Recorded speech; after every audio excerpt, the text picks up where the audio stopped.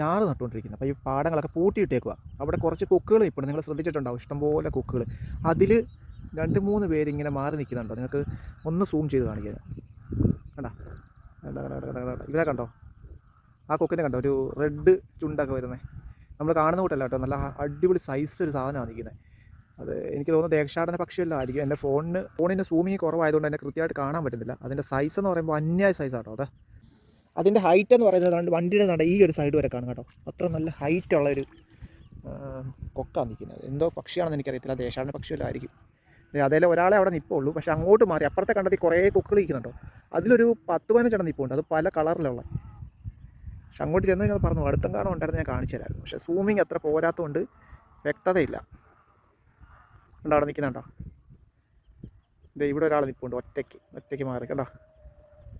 ഭയങ്കര സൈസാട്ടോ. അതിൻ്റെ ചിറക് അങ്ങോട്ട് വിടർത്തി കഴിഞ്ഞാൽ നല്ല അടിപൊളി സൈസ്.